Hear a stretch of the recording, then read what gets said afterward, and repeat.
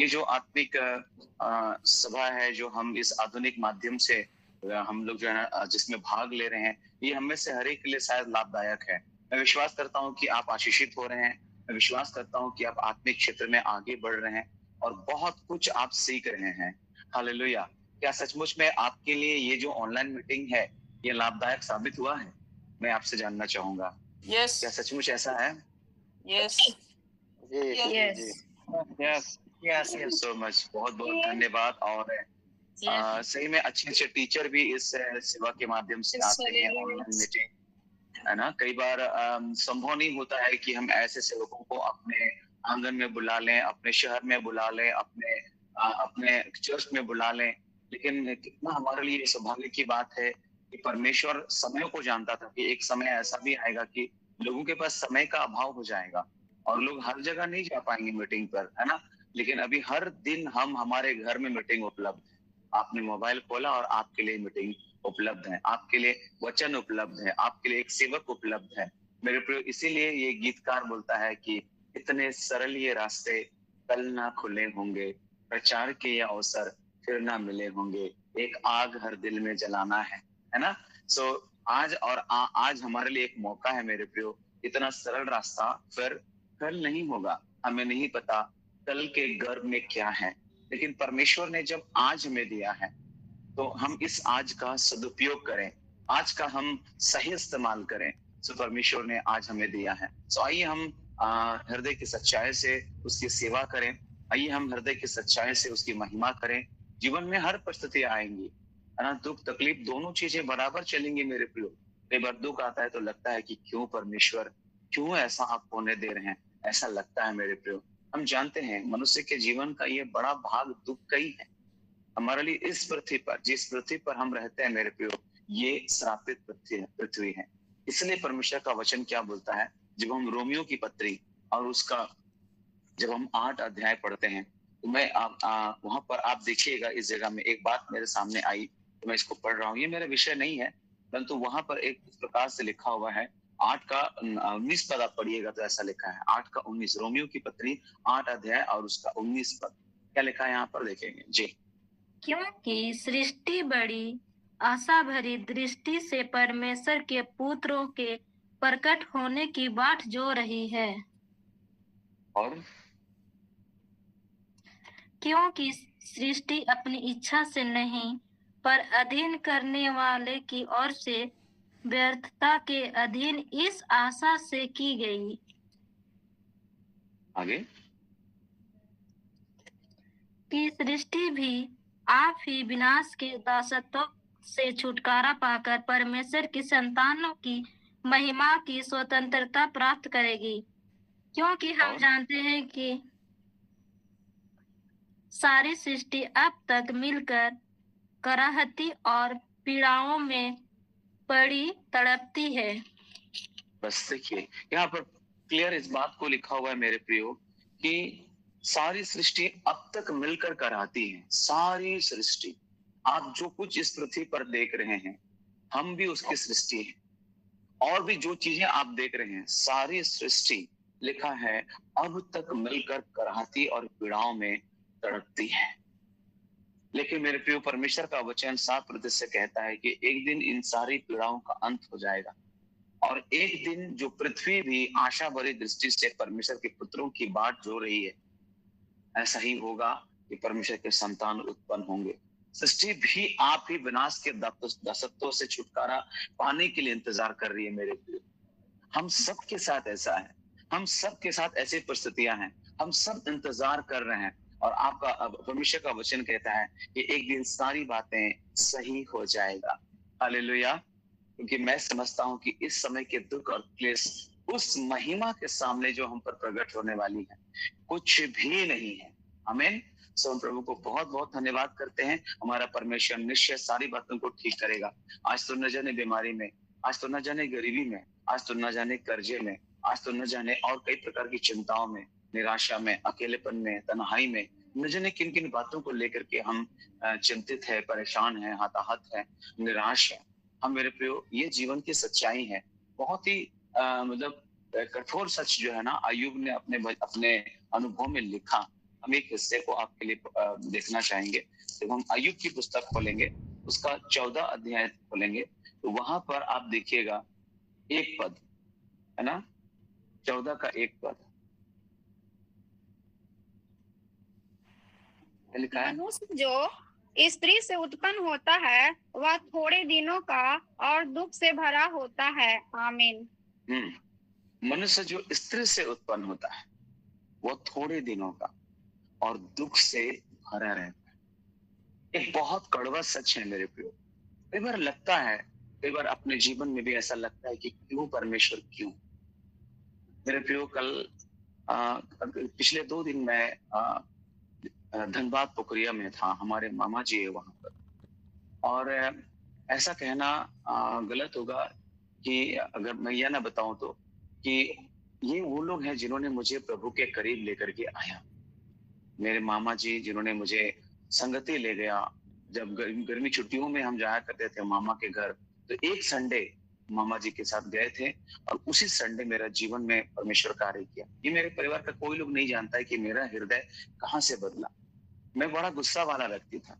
अगर कोई व्यक्ति अन्याय किया, मेरे विरुद्ध में कुछ भी उल्टा फुल्टा बोला, तो उसके बाद तो मेरा गुस्सा जो है ना 7वें आसमान पर होता था और एकदम बदला लेना है।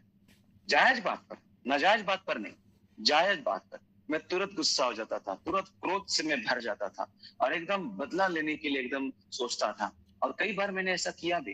कई बार एक लड़के ने मुझे गाली दे दी, मैंने इतना मारा उसको, उसके दांतों को तोड़ डाला। मैं वो कहीं से पत्थर लेके आया, मैं भी उस पत्थर मैं छीन लिया उसको और वापस उसको मारने जा रहा था। तब मेरे परिवार के लोग हमको देख लिए कि अरे देखो वहां पर साउल किसी से झगड़ा कर रहा है, देखो क्या हो रहा है। तो मैंने बताया कि इसने मुझे गाली दी। जो है ना, मैंने गाली नहीं दी, गाली देना मुझे बचपन से नहीं आया, है ना। प्रभु को धन्यवाद कि प्रभु के लिए मैं चुना हुआ पात्र था और इसलिए बचपन से गाली देना मुझे आया नहीं। कभी नशे का एक अंश हम लोग नहीं ली। यद्यपि मेरे पापा एकदम भयंकर शराबी थे, है ना, लेकिन भी हमने नशा को कभी ग्रहण किया ही नहीं। गुटखा का स्वाद क्या होता है ये हमने जाना ही नहीं, है ना। शराब की बात तो दूर की बात है, कई बार पापा के लिए शराब भी खरीदे, लेकिन जो है ना हमने कभी शराब चखा ही नहीं, है ना। मैं प्रभु को धन्यवाद देता हूँ कि ऐसे माहौल में मैं था जहां पर चारों ओर नशे का प्रभाव था, लेकिन उस नशे से मेरा कभी नाता नहीं हुआ, है ना। मैं और बड़े भाई वो भी कभी नशा हम लोग नहीं किए। जो परिवार हमारे लिए कई तरह की बातें बोलता था कि ये शराबी का परिवार है, इनके बच्चे भी शराबी बनेंगे, आज उनके बच्चे शराबी बन करके वो नष्ट भी हो मिट्टी में मिल गए, है ना। लेकिन आज शराबी का बच्चा देखिए ये है, ये परमेश्वर का कार्य है मेरे प्रियो। पर मैं बहुत अच्छा था इसलिए मैं यहाँ नहीं हूँ, क्योंकि परमेश्वर बहुत अच्छा था इसलिए मैं यहाँ। हालेलुया। सो परमेश्वर ने मुझसे प्रेम किया, मैंने उससे प्रेम किया, ये बड़ी बात नहीं। बड़ी बात ये है कि उसने मुझसे प्रेम किया और ऐसे परिवार से मुझे निकाला, ऐसे परिवार से मुझे अपनी सेवा के लिए योग्य बनाया। परमेश्वर कब किसको कहाँ कैसे चुन लेगा कोई नहीं जानता है मेरे प्रियो। आप अपने आप को कभी भी अकेला या तुच्छ न समझे कि मैं अयोग्य व्यक्ति हूँ या मेरा जीवन ऐसा है। परमेश्वर निश्चय आपको चुनेगा, है ना। सो प्रभु ने चुना।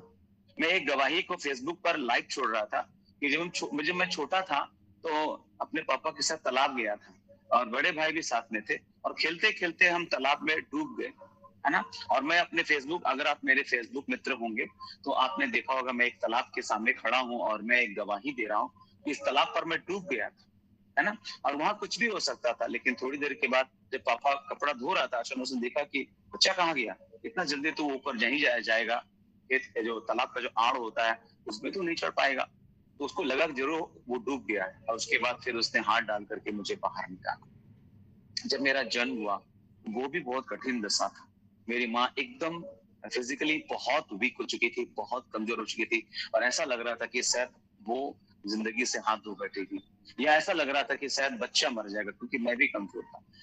लेकिन परमेश्वर का धन्यवाद कि आज हम माँ बेटा दोनों जीवित। हालेलुया। इसलिए कि हम प्रभु की खिदमत कर सके, इसलिए मुझे उसने बचाया ताकि मैं बहुत सारे लोगों को बचा सकूं, है ना।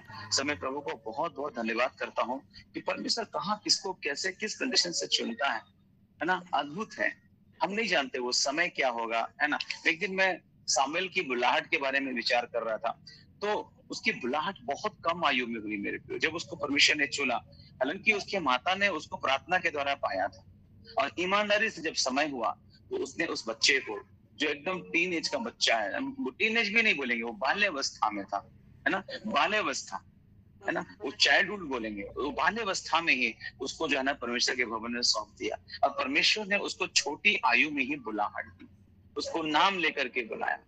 तो बुलाहट हमारे गहरे मसीह अनुभव के पूर्व भी आ सकती है। इससे पहले कि आप एक गहरा मसीही जीवन आरंभ करें, आपको पहले ही बुलाहट मिल सकता है। शायद आप बहुत सारे वचन को नहीं जानते, आप परमेश्वर की आवाज को भी शायद ठीक से नहीं पहचान पा रहे हैं, लेकिन उस समय भी शायद आपको बुलाहट मिल सकता है। बुलाहट परमेश्वर के द्वारा ठहराए हुए उपयुक्त समय पर आ सकता है, और हमको नहीं पता कि परमेश्वर का समय क्या है। मैंने बहुत कम आयु में अपना जीवन प्रभु को सौंप दिया।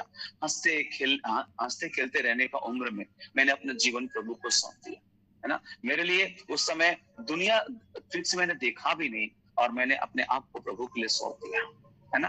तो बुलाहट बहुत साधारण रूप से भी आ सकता है। ऐसा नहीं कि एकदम धमाका हो जाएगा और जैसे आप प्रभु के काम करेंगे एकदम कुछ होने लग जाएगा, ऐसा नहीं है। बहुत साधारण रूप से भी आ सकता है ना। इसलिए बुलाहट का स्पष्ट प्रत्युत्तर देना बहुत जरूरी है मेरे प्रियो। जब शामिल को बुलाहट दी गई तो उसने बहुत स्पष्ट प्रत्युत्तर दिया था, है ना। देखिए, मैं अभी भी जो मैं बोलना चाहता हूँ, अभी भी मैं सब्जेक्ट पर नहीं आया हूँ, लेकिन एक चीज मेरे सामने आया, मैं भूमिका में हूँ, अभी मैं केवल भूमिका पर चर्चा कर रहा हूँ। परमेश्वर जो है जब बुलाता है तो उसका स्पष्ट उत्तर देना बहुत जरूरी है मेरे प्रियो। परमेश्वर कई तरीके से बुलाता है, हम नहीं जानते परमेश्वर की आवाज कैसे आप तक पहुंचेगी। शायद सीधे परमेश्वर के वचन को पढ़ते हुए जब आप पढ़ रहे होंगे उसी समय परमेश्वर की बुलाहट आप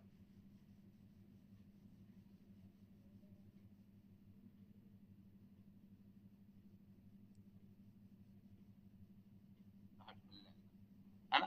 तो हमें नहीं पता कि किस तरीके से परमेश्वर आपको बुला सकता है, हमको नहीं पता, है ना। तो बुलाहट में कठिन कार्य भी सम्मिलित हो सकता है। कई बार परमेश्वर आपको अपने बुलाहट में कठिन जो है बातों को प्रकट करेगा, शायद तुरंत ना समझ में आए। जब शामिल को बुलाया गया, मैं याद करता हूँ, जब शामिल को बुलाया गया बहुत कुछ उसको समझ ही नहीं आ रहा, है ना।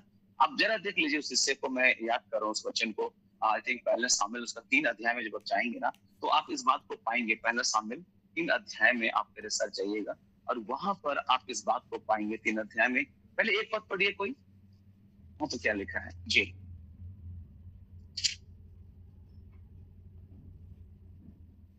लिखा हुआ है शामिल के बारे में। सामुएल एली के सामने यहोवा की सेवा टहल करता था।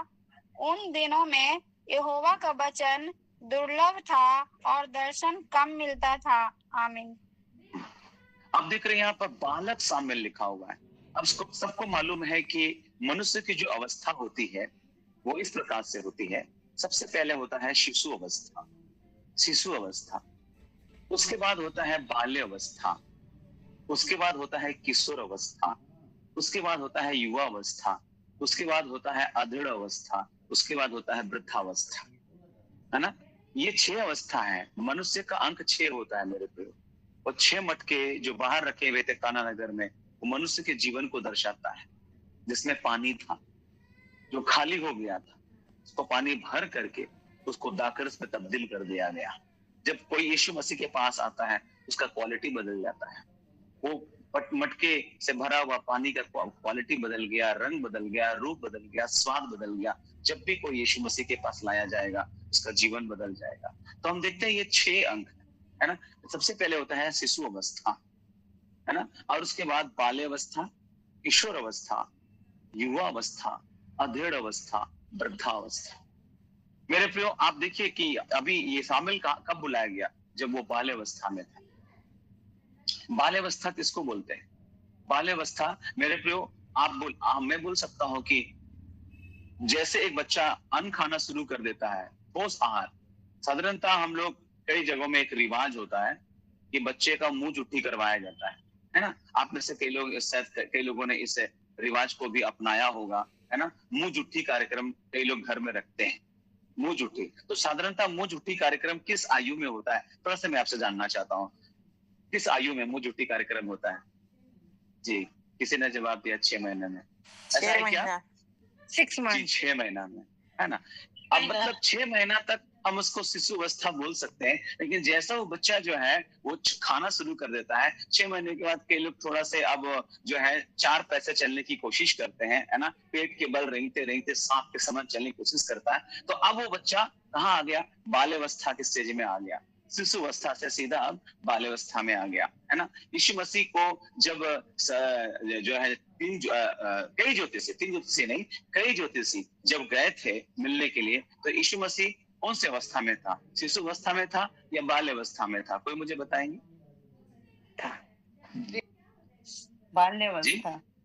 बाल्यावस्था, है ना, वेरी गुड, बाल्यावस्था आप सभी को मालूम है। लेकिन हम लोग का क्रिसमस गैदरिंग में क्या होता है? शिशु अवस्था में ही ज्योतिषी आ जाते हैं सोना लोबान का रस लेकर, है ना। उसी दिन जिस दिन चरवाहे आए थे उसी दिन ये भी आ जाते हैं, इनकी भी एंट्री हो जाती है। और कितने आते हैं? 3 आते हैं। लेकिन बाइबल में इसका कोई प्रमाण नहीं है कि 3। हाँ, 3 उपहार थे जो उसके राजकीय, महायाजकीय और बहुजक्तीय सेवकाई को दिखाता है। ये 3 उपहार, है ना। सो हम लोग देखते हैं कि वहां पर जो है ना बाल्य अवस्था में ये लोग वहां पहुंचे थे। यीशु मसीह जब बाल्य अवस्था में थे, मेरे प्रियो, शामिल जब बाल्य अवस्था में था उसको वचन मिला। हम में से कई लोग युवावस्था में भी परमेश्वर के वचन को नहीं समझ रहे हैं, किशोर अवस्था में भी नहीं समझ रहे हैं। कई लोग तो जो है ना अधेड़ अवस्था में पहुंच गए तो भी वचन समझ में नहीं आ रहा है। ये बाल्य अवस्था में परमेश्वर के भवन में सौंप दिया गया। उसकी माता ने वादा किया था कि बेटा आप देंगे तो आपकी सेवा महिमा के लिए हम दे देंगे, और उसको दिया गया। और बाइबल में लिखा है कि जब वो परमेश्वर के सामने सेवा टहल कर रहा था, उन दिनों में यहोवा का वचन बहुत दुर्लभ था और दर्शन भी बहुत कम मिलता था। मेरे प्रियो, आज तो वचन इतना है, दर्शन भी इतना मिल रहा है कि मत पूछिए। आज बहुत सारे लोग, मैंने ये दर्शन देखा, मैंने वो दर्शन देखा, है ना, हर कोई बोलता है ना। यानी थोक के भाव में दर्शन आ रहा है, थोक के भाव में स्वप्न आ रहा है, और थोक के भाव में वचन आ रहा है। थोक के भाव में ये ऐसा करके, जैसे अभी मैं बाहर तरफ में देख रहा था कि पर्व लोग मना रहे हैं, पता नहीं कहाँ से इतना केला आ जाता है, सेव संतरा आ जाता है, इतना सारा फलहार कहाँ से लो आ जाता है। थोक के भाव में रोड में ही दुकानें लगी हुई है ना। हमारे देश, हमारे राज्य का, देश का बोले महापर्व, वो कहाँ से आ जाता है? सोचिए, है ना। सो मेरे प्रिय, मैं बताना चाहता हूँ, शामिल के समय में ऐसा वचन नहीं था, शामिल के समय में उतना दर्शन नहीं था, स्वप्न की बातें बहुत कम मिलती थी, और उस दरमियान शामिल परमेश्वर का बुलाहट को समझ पाया मेरे प्रिय।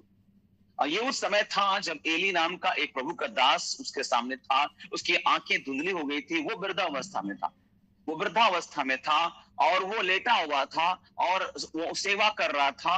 और लिखा है शामिल सेवा में लिप्त था, और अभी परमेश्वर का दीपक, ऐसा लिखा, आगे पढ़िएगा, तो बुझा नहीं था। और उस समय जब वो सामने वाचा के संदूक के सामने शामिल लेटा हुआ था, पुराने नियम में वाचा का संदूक होता था निर्मला पला तंबू में, है ना, क्योंकि मंदिर अभी बना नहीं, मंदिर सुलेमान के बाद बना है, सुलेमान ने बनाया। यहाँ पर शामिल की एंट्री हुई है, शामिल नहीं, उसके बाद में साउल राजा को, दाऊद राजा को अभिषेक किया, सुलेमान तो बहुत बात की बात है। तो मंदिर अभी बना नहीं है, मिल मिला पला तंबू है, वाचा के संदूक के सामने वो सोया हुआ है, क्योंकि उसकी माँ ने वादा किया था कि आप बेटा देंगे तो उसको हम आपकी सेवा के लिए दे देंगे। इसलिए जैसे वो बाल्यावस्था में है उसी समय दे दिया, इंतजार नहीं किया किशोरावस्था, युवावस्था, है ना। मेरे प्रिय, इतना कम आयु में वो प्रभु के भवन में है, और वहां सामने प्रभु का दास है, बुजुर्ग हो चुका है, आंखें धुंधली पड़ गई है, वो लेटा हुआ था, ये भी वाचा के संदूक के सामने सोया हुआ था। और अचानक जो है उसको आवाज आई, शामिल शामिल।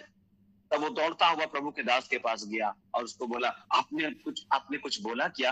आपने कुछ कहा क्या? उसने बोला, नहीं, मैंने तो कुछ नहीं कहा। नहीं, आपने पुकारा था मुझे, जा सो जा, तुम सपना देख रहे होगे। उसको तो दोबारा गया, फिर आवाज आई, शामिल शामिल, है ना। फिर दोबारा गया, है ना, कि आपने मुझे पुकारा। तो बोला, हे बेटे, मैंने नहीं कुछ पुकारा, चाचा तुम लेट जाओ, है ना। उस समय तक शामिल यहोवा को नहीं पहचानता था, लिखा है बाइबल में। बाल्यावस्था में बच्चे छोटे हैं तो उस समय कैसे परमेश्वर को पहचान पाएंगे, है ना। शामिल नहीं पहचान, 7 पद में लिखा हुआ पहला शामिल 3:7 में, उस समय तक शामिल यहोवा को नहीं पहचानता था। तो आपकी बुलाहट कब आ जाएगी मालूम नहीं। जिस आयु में मुझे खेलना कूदना था, जिस आयु में मुझे जो है ना घूमना फिरना था, मैंने प्रभु की बुलाहट को समझा। मेरे प्रिय, मैं प्रभु को धन्यवाद देता हूँ कि इतनी कम आयु में प्रभु ने मुझे अपनी महिमा करने में इस्तेमाल किया, है ना। एक अंकल थे, हाल फिलहाल मेरी मुलाकात हुई लास्ट संडे इवनिंग में। तो उसने बोला कि मैं उसको नहीं जानता था, लेकिन उसने बोला कि मेरे जीजा ने आपका परिचय दिया है, मैं आपको जानता हूँ, मैं उड़ीसा से हूँ बेसिकली, यहाँ टेल्को में मेरा जॉब है। अभी तो बेटा मेरे बदले भी करता है और एक बेटा जो है वो कोलकाता में है। तो बोला मेरे जीजा ने आपकी तारीफ, घाटशिला में मेरे जीजा जी रहते हैं। उसने बोला बहुत कम आयु में लड़का अपना जीवन प्रभु को दिया, और जब वो बोलता है तो ऐसा लगता है कि मानो हम सुनते रहे। जब वो बोलता है तो हमारे कान खड़े हो जाते हैं। मैं प्रभु को धन्यवाद देता हूँ मेरे प्रियो कि जब मैं भी विश्वास के जीवन में आगे बढ़ रहा था, मैं प्रभु को धन्यवाद देता हूँ कि उसी समय से परमेश्वर ने ऐसे ऐसे गवाहियां देने का मौका दिया। जब मैं खड़े होता था तो जहाँ मैं फेलोशिप करता था ना, तो वहाँ के लोग एकदम तुरंत सुनने के लिए वो लोग तत्पर हो जाते थे कि आज ये लड़का खड़ा हो गया, यानी कुछ तो अच्छा बोलेगा। लोगों के कान खड़े हो जाते थे। मैं प्रभु को धन्यवाद देता हूँ कि उस समय से, क्योंकि परमेश्वर ने मेरे नाम पर चित लगा लिया था, मुझे माता के गर्भ से चुन लिया था। इसलिए जब मेरा जन्म हुआ मेरे प्रियो, उस समय या तो बच्चा मरेगा या तो माँ मरेगी, लेकिन बच्चा भी जिंदा है और हम भी जिंदा है, माँ भी जिंदा है और जो है ना हम भी जिंदा है ना। हम दोनों माँ बेटा आज भी जीवित हैं और प्रभु की खिदमत कर रहे हैं, प्रभु की महिमा कर रहे हैं। हालेलुया। क्योंकि सचमुच उसने मुझे माता के गर्भ में रचे जाने से पहले चुन लिया था, मुझ पर चित लगा लिया था, और इसलिए इस सेवा को मैं ईमानदारी से कर पाया मेरे प्रियो। मैं इस बात के लिए परमेश्वर पिता को धन्यवाद देता हूँ। ये उसका अनुग्रह है। मैं जानता हूँ मुझ में काबिलियत नहीं थी ये काम सेवा करने के लिए, मैं नहीं बोल सकता था, लेकिन वो मुझे देता गया और मैं करता गया। जब मैं बातें करता था, जब मैं बोलता था, तो हर जगह कहीं पर भी मैं प्रचार किया, मैंने लोगों से प्रशंसा के शब्द सुने। मैं अपने आप में भी कई बार सोचता हूँ कि मैं क्या प्रचार करूं, कैसे प्रचार करूं, कैसे बोलूं, लेकिन जब मैं खड़ा होता हूं तो पता नहीं कहां से शब्दों का बाढ़ आ जाता है मेरे पास, और मैं बोलना शुरू करता हूं तो मेरी बातें समाप्त नहीं होती है। आपने कई बार देखा होगा ऑनलाइन मीटिंग में मुझे 1 घंटा बोलना चाहिए, लेकिन मैं 1.25 घंटा कर देता हूँ, कभी उससे ज्यादा भी टाइम कर देता हूँ। मैं सोचता हूँ कई बार कि कम बोलूं, लेकिन होता नहीं है, क्योंकि इतनी बातें आती है अंदर में, है ना। सब प्रभु को धन्यवाद, ये उसका अनुग्रह है मेरे प्रियो। ऐसा नहीं कि मैं बहुत बड़ा नाम हूँ, मैं बहुत बड़ा सेवक नहीं हूँ, मैं छोटा सा हूँ, लेकिन फिर भी जहां भी सेवा मैंने की, अभी हाल फिलहाल में मैं मिदनीपुर में था, बंगाल में, वहां एकदम कुछ आंटी लोगों ने मुझे घेर लिया, बोले बेटा आप इधर ही रह जाओ, है ना। इतना प्यार मिलता है लोगों से। कई बार जब लोग मेरी बातें सुनते हैं, है ना, तो लोग बोलते हैं कि वाह आपकी बातों में ठहराव है। बस एक मीटिंग हुई जमशेदपुर में, तो वहां पर एक सिस्टर ने बोली आपकी बातों में ठहराव है ना। आप जब बोलते हो, आपकी आवाज और आपकी बातें वास्तव में परमेश्वर का दिया हुआ एक बहुत बड़ा ब्लेसिंग है। सो परमेश्वर को बहुत बहुत धन्यवाद मेरे प्रियो। ऐसा नहीं था, मैं ऐसा नहीं था, लेकिन परमेश्वर ने मुझे इससे योग्य बनाया, है ना। सो परमेश्वर को जब हम उसकी बुलाहट का जब हम प्रत्युत्तर देंगे ना, स्पष्ट प्रत्युत्तर देंगे ना, तो परमेश्वर तैयार करेगा और हमको खड़ा करेगा। जब हम इसी का जब हम इसे पढ़ते चले जाएंगे, तो लिखा है कि पहले शामिल को कुछ समझ में नहीं आया कि किसकी आवाज है, कौन मुझे बुला रहा है, उसको कुछ समझ में नहीं आया, क्योंकि 7 पद में इस प्रकार से लिखा हुआ है। जब हम पहला शामिल 3:7 पढ़ेंगे, आप उसको पढ़ सकते हैं, हमारी मदद कर सकते हैं जी। उस समय तक शमूएल यहोवा को नहीं पहचानता था, और ना यहोवा का वचन ही उस पर प्रकट हुआ था। आप अब बाल्यावस्था है, ये बच्चा है, ये अभी भी बच्चा है, किशोर अवस्था भी नहीं है, बाल्यावस्था में। बाइबल साहब बताते हैं कि बालक शामिल, यहोवा के सामने बालक शामिल, है ना। और यहाँ लिखा है उस समय तक परमेश्वर का वचन को नहीं पहचानता। कई बार आसान नहीं है मेरे प्रियो। आप बाल्यावस्था में, अभी कई बार हमारे बच्चे लोग सुनते नहीं तो बोलते हैं ये तो बच्चा अभी क्या समझेगा। सही बात है, बच्चा नहीं समझ पाएगा कई सारी बातों को, बच्चा हर चीज नहीं समझ पाएगा, लेकिन अफसोस आज तो बड़े भी नहीं समझ रहे। आज तो जो युवावस्था में है, जो मैं कहूँगा अधेड़ अवस्था में है, उनको बातें नहीं समझ में आ रही है। शामिल को कैसे समझ में आया था तुरंत, उस समय उसको कुछ समझ में नहीं आया। तीसरी बार परमेश्वर ने उसको पुकारा शामिल करके, वो तीसरी बार उठ करके एली के पास गया और कहा कि क्या आज्ञा, आपने मुझे पुकारा, क्या आज्ञा। इस बार एली समझ गया, जो वहां पर प्रभु का दास उसके साथ था, उसको समझ में आ गया कि परमेश्वर उसको आवाज दे रहा है, परमेश्वर उसको आवाज दे रहा है। इसलिए एली ने शामिल से कहा कि जाओ और लेट जाओ, और यदि इस बार वो तुझे पुकारे तो तू कहना कि हे यहोवा कह, क्योंकि तेरा दास सुन रहा है। तब शामिल अपने स्थान पर जाकर लेट गया। हालेलुया। शामिल अपने स्थान पर लेट गया, और 10 पद में लिखा हुआ है तब यहोवा आ खड़ा हुआ और पहले के समान उसने पुकारा, शामिल शामिल। शामिल ने कहा कह, क्योंकि तेरा दास सुन रहा है। जिस दिन मेरे प्रियो आप परमेश्वर के उस वचन का प्रत्युत्तर देना शुरू करेंगे, मैं आपको बताना चाहता हूँ, आप परमेश्वर के राज्य के लिए इस्तेमाल किया जाना शुरू हो जाएंगे। हालेलुया। कई बार, इतनी बार हम लोग अलग अलग माध्यम से परमेश्वर का वचन को सुनते हैं। आपको पता है परमेश्वर का वचन हम कैसे कैसे सुनते हैं, है ना? कैसे परमेश्वर का वचन हमारे जीवन में आता है, कैसे कई बार परमेश्वर हमसे बात करता है अलग अलग तरीके से। कोई बता सकते हैं क्या क्या तरीका है जिससे परमेश्वर हमसे बात करता है? कोई बता सकते हैं कौन कौन से तरीके हैं जिससे परमेश्वर हमसे बात करता है? आपसे सुनना चाहते वचन के द्वारा। जी, वचन किसके द्वारा? वचन के द्वारा, दर्शन के द्वारा, दर्शन के द्वारा। Very good. स्वप्न के द्वारा, स्वप्न के द्वारा। जी, वेरी गुड। पास्टर के द्वारा, अपने दास के द्वारा, दासों के द्वारा, दासों के द्वारा, है ना? तो ये यही माध्यम है। आपने जो भी बोला बहुत अच्छा बोला, सही प्रार्थना बोला। के द्वारा भी बात करता है। हाँ, कई बार जब हम प्रार्थना कर रहे होते हैं तो उस दरमियान भी परमेश्वर हमसे बात करता है ना? तो ये माध्यम है हमारे लिए, ठीक है?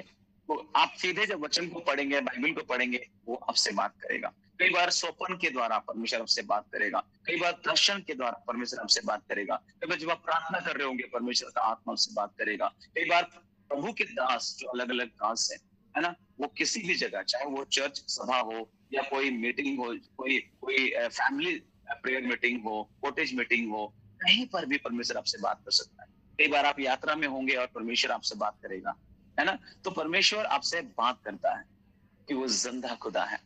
वचन आपसे बात करता है क्योंकि उसका वचन जिंदा है।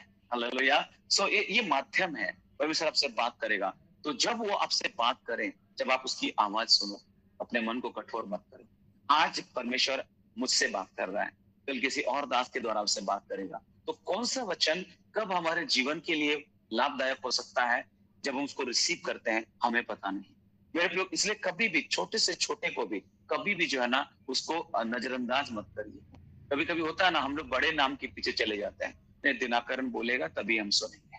मैं आपसे बताना चाहता हूँ, आपकी कलीसिया में अगर एक छोटा बच्चा भी, अगर कई बार वो उसको मौका मिले बोलने के लिए, क्या जाने परमेश्वर उस छोटे बच्चे के द्वारा भी आपसे बात कर ले। क्योंकि परमेश्वर का वचन ऐसा लिखा है, एक जगह मुझे याद आता है, आई थिंक भजन संहिता में मुझे याद आता है, भजन संहिता में, अगर मैं गलत ना हूँ, मेरे पास आज कोई तैयारी नहीं, मैं कौन सा प्रचार करूंगा मुझे नहीं मालूम, लेकिन जो आ रहा है मेरे पास मैं बोल, अभी भी जो विषय मुझे बोलना था अभी भी नहीं बोल पा रहा हूँ मैं। वहां पर ऐसा लिखा है, जब आप भजन संहिता 8 उसका 2 पद पढ़ेंगे तो वहां पर लिखा है, भजन संहिता 8 उसका 2 पद। जी पढ़िए वहां पर। हालेलुया, स्तुति हो पिता। तूने अपने बैरियों के कारण बच्चों और दूध पियाओं के द्वारा सामर्थ्य की नींव डाली है, ताकि तू शत्रु और पलटा लेने वालों को रोक रखे। आमीन, आमीन, आमीन। परमेश्वर किसी के द्वारा भी काम कर सकता है। परमेश्वर दूध पियाओं के द्वारा भी सामर्थ्य की नींव डाल सकता है। परमेश्वर दाऊद के द्वारा गोलियत को मारा है, तो आज कभी दाऊद के द्वारा गोलियत को मार सकता है। शायद आपका आत्मिक स्तर बहुत बड़ा नहीं है, आप दाऊद के समान अभी भी छोटे हैं। दाऊद फिजिकली उम्र में बहुत कम था, बच्चा था, टीनेज था, और उसने गोलियत को मार दिया। स्पिरिचुअली शायद आपने बहुत वचन नहीं समझा अभी तक आत्मिक रूप से, लेकिन आपके अंदर गोलियत को मारने की काबिलियत है। हालेलुया। परमेश्वर किसी को भी इस्तेमाल कर सकता है आपके जीवन में। नतान जैसा एक अनजान नबी कई बार दाऊद के लिए खड़ा हुआ, एक बार जब उसने गुनाह किए थे, उसका नाम दोबारा नहीं आया। कभी कोई पुस्तक उसने नहीं लिखा नतान नबी ने, लेकिन नतान नबी, उसका नाम का कोई पुस्तक नहीं मिलेगा, लेकिन वो एक महान नबी जिसने राजा को जाकर वार्निंग दिया, चेतावनी दिया। तो परमेश्वर कब किसके माध्यम से काम करेगा, छोटा भी होगा, कोई छोटा भी व्यक्ति होगा ना, और वो बोल रहा होगा ना, सुनिएगा उसको। जो छोटे से छोटों का आदर करेगा ना, वो मेरा आदर करेगा, है ना? मेरे नाम से कोई छोटा से छोटा भी आएगा, यीशु मसीह ने कहा था, तो अगर तुम उसका आदर करते हो तो वो मेरा आदर करते हो। कभी कभी हम लोग ब्रांड में चले जाते हैं, ब्रांड में हम लोग उसी हिसाब से हम उनके साथ फोटोज खिंचाएंगे, उनके फोटोज को हम लोग डालेंगे। कभी कभी छोटे छोटे पास्टर लोगों के साथ भी कुछ सेल्फी लेकर के डाल दिया कि मैं अमुक पास्टर से मिला था, है ना? लेकिन नहीं, हम लोग ब्रांड के हिसाब से चलते हैं, हम लोग ब्रांड के हिसाब से चलते हैं। अगर कोई बोलेगा ये आया है झारखंड के, रंजना झारखंड के खूंटी टोली से आया, ऐसा बोला, अरे तरीके कहाँ से आए रे भैया, है ना? लेकिन आपको मैं बता सकता हूँ, परमेश्वर किसी के द्वारा भी अपनी महिमा ले सकता है, सेवा ले सकता है। दाऊद का उस समय कोई नाम नहीं था, बड़ा नाम नहीं था मेरे प्रियो। जब साउल राजा के सामने उसको खड़ा किया गया तो ये कौन है रे? एक बार के लिए सोचा होगा, चलो मेरा इज्जत तो बचा लिया। गोलियत पुकार रहा था, एक आदमी लड़ने के लिए आओ, कोई नहीं गया, खुद भी नहीं गया लड़ने के लिए। 40 दिन से वो उन लोग को जो है पोस करके जो है ना उन लोग को बोल रहा है, हिम्मत है तो एक आदमी आ जाओ तुम्हारे बीच से। 40 दिन हो गए इस बात को हुए, कोई हिम्मत नहीं। 40वां दिन दाऊद वहां पहुंचा, उसकी एंट्री हुई और वहां देख रहा है जीवित परमेश्वर की सेना को ललकार रहा है।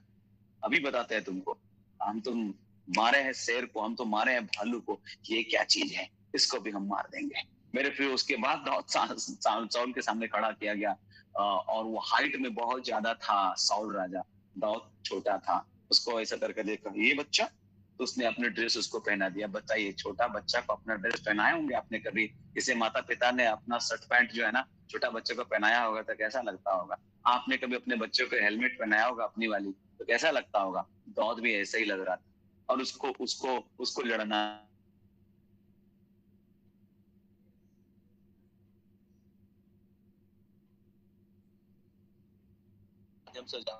और सेवा करूंगा, है ना। आपके पास जो है मेरे प्रिय, मैं आपसे बताना चाहता हूँ, छोटी छोटी बातों का भी महत्व होता है, छोटी छोटी बातों का भी महत्व होता है। इसलिए कभी भी इस बात के लिए आप मत सोचिएगा कि नहीं मेरे पास कुछ बड़ा संसाधन होगा तब मैं कर पाऊंगा।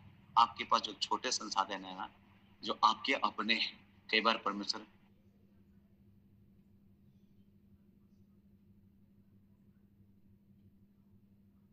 कई बार हमको ऐसा लगता है ना, लेकिन आपके पास जो संसाधन है ना, उससे भी परमेश्वर ने मूसा से कहा तेरे हाथ में क्या है? मूसा ने बोला प्रभु मेरे हाथ में लाठी। परमेश्वर ने देखा दाऊद के हाथ में क्या है? गोफन है। परमेश्वर ने देखा दाऊद के हाथ में क्या है? गोफन है। प्रभु उसी से उसको इस्तेमाल किया। आपके हाथ में क्या है?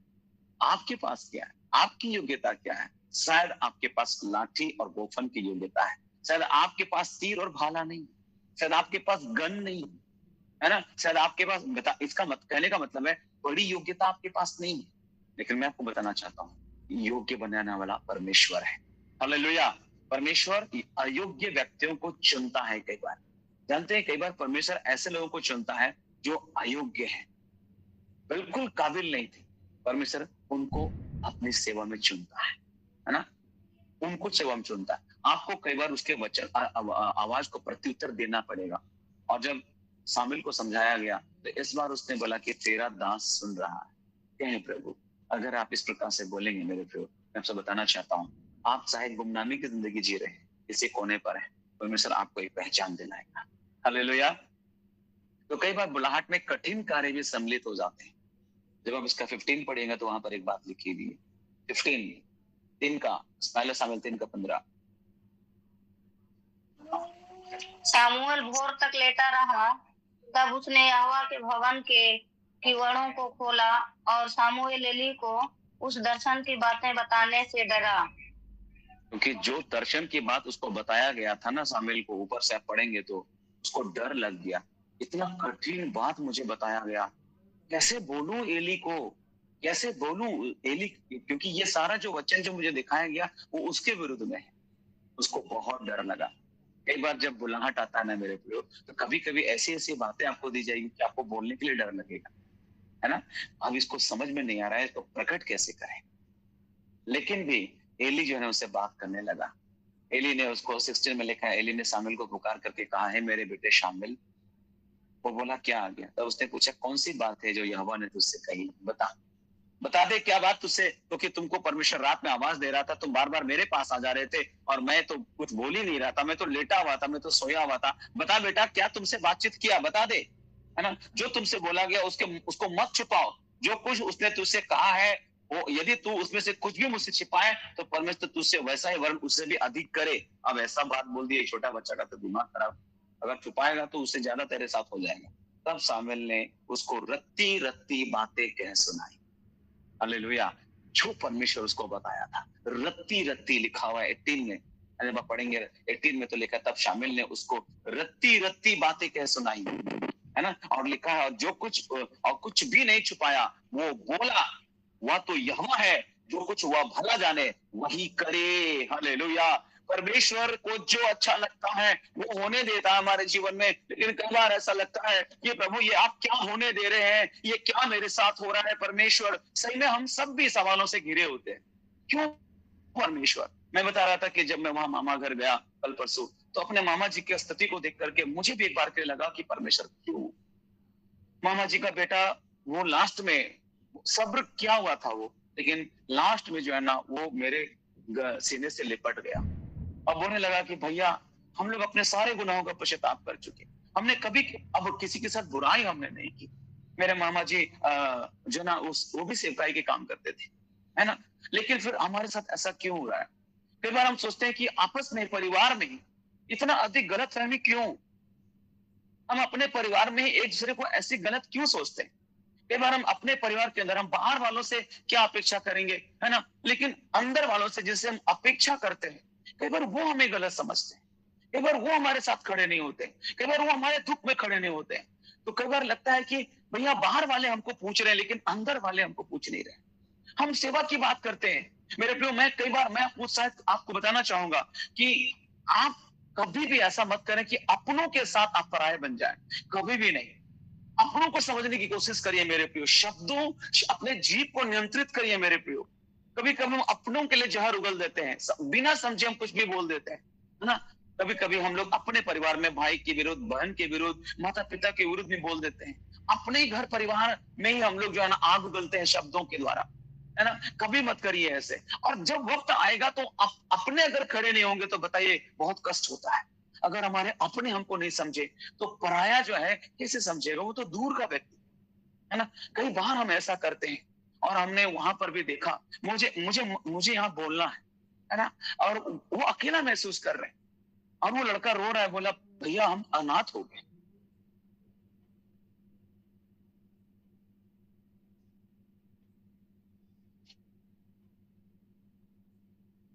हमारे अपने